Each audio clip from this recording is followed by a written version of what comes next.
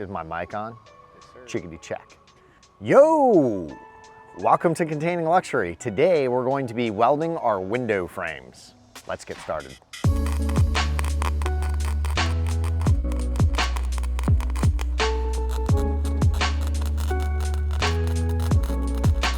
Okay guys, so before we get started on this video, just remember this is our giveaway container. And if you're new to our channel, we're giving this entire shipping container away when we're done with the build. In order to do that, we need the help of our subscribers and people just watching our channel.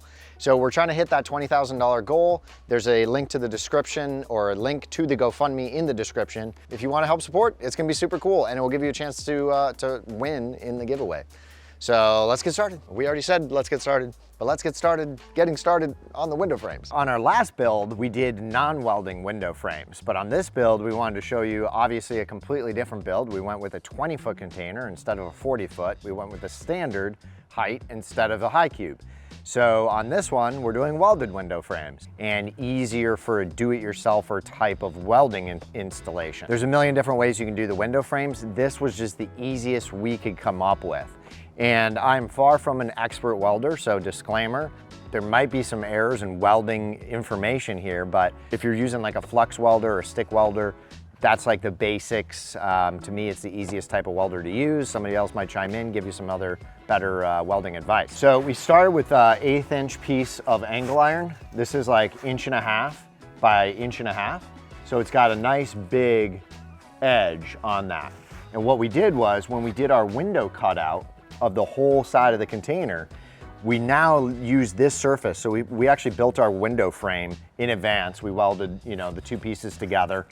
And then this actually slid into the edge of the container. So that left you, if you overcut your edge of your container too much, which if we walk up here, we can kind of see a little bit better. Like we cut this nice and tight here, but if we had a bad cut and it was down a little bit and we kind of messed up, we have 1.5 inches of steel, because this is essentially just like this.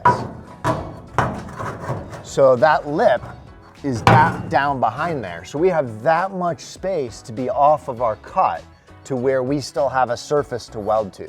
Whereas the other 2 inch by 3 inch, or people are using like 2 inch by 4 inch, the dimensional steel, you have to have your cutout perfect. And if you're not a really, a skilled welder, it's gonna be very difficult to weld those two surfaces together if you have like a 1/4 inch gap, or in some cases, maybe even bigger. But this gives you, with that angle iron, a nice big surface to play and allows you a lot of locations to tack weld. If you mess up a weld in somewhere, you'll have literally the entire surface area all the way around is a nice, easy place to weld. So once you're done, you don't have to go crazy either. You can just tack weld it in a bunch of different places. Once it's in place, like this is on here super solid now, we did the same thing all the way around. Then we'll just come and we'll put that polyurethane sealant and seal this whole thing in.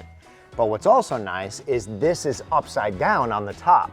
So essentially now the water runs down the side of the container and it hits this lip. It can't get inside the container because it would have to hit the lip and go behind the metal and then run up over inside the container.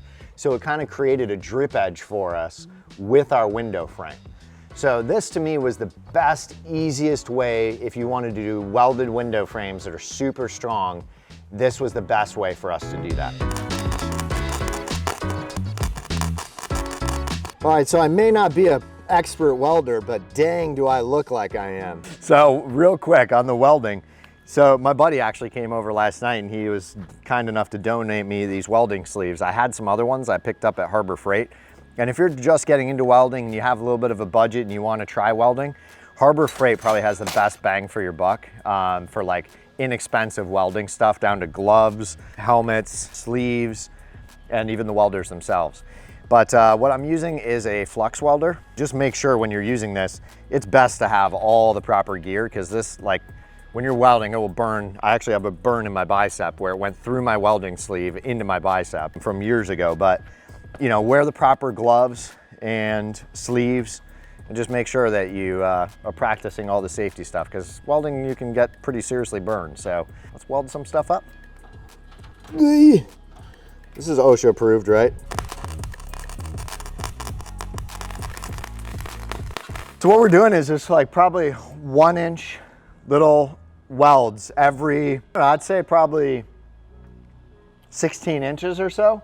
And that should be plenty. You know, somebody might chime in and say, yeah, I'd weld a little bit more, or you don't even need that much. But I think like about every 16 inches, I was just figuring like almost like stud spacing, that you have a nice good weld all the way around. So you can kind of see here, I just did a couple of little ones all over the place. But I'm gonna do the corners really well, because that's, to me, was important to do. And then on the flat surfaces, I'm only going like pretty much every one of these spaces, I'm putting a little tack weld, which might be overkill, but better safe than sorry.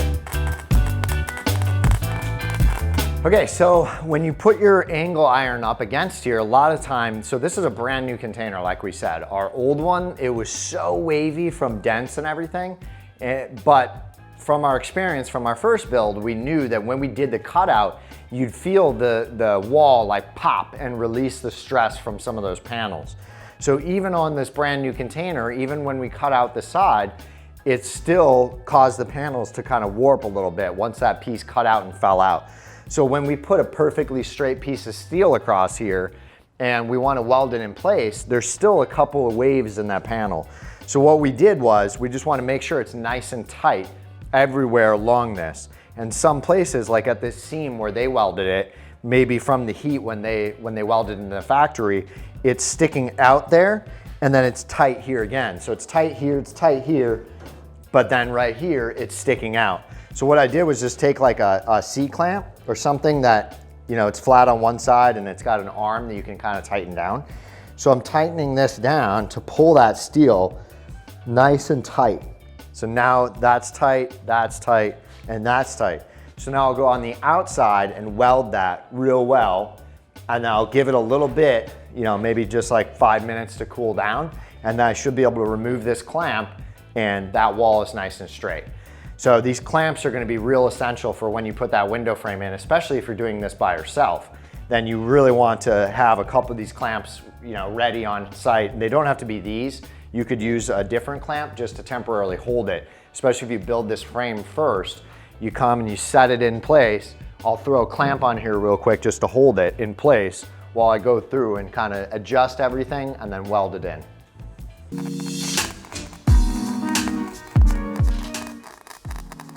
I think I'm gonna spend a little bit more time practicing welding, because you can get pretty good at it pretty quickly. You know, I've probably spent maximum probably 10, 15 hours of welding in my life.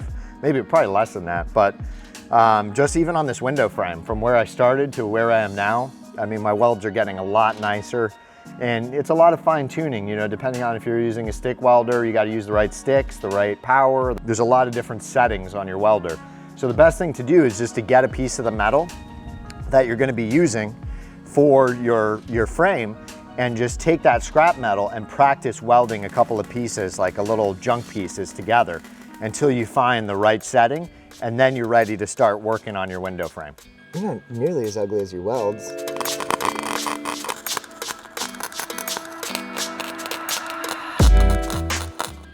Based on it's just the angle iron, you got to think that if we drill through this face with our window frame, then you're going to see the screw on the outside. What I'm thinking about doing is actually pre-drilling through the metal. I'm going to put a buck on it. We're actually going to use like a PVC buck instead of wood buck, so that it doesn't rot out.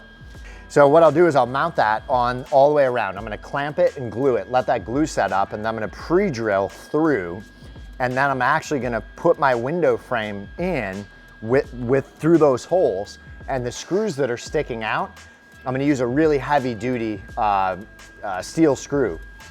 And when I put it through, I'm actually going to take my grinder and cut off the tips of them and put a little tack weld, and then grind them nice and smooth, so you won't see where the screw is, and the screw's actually going to be welded to the frame.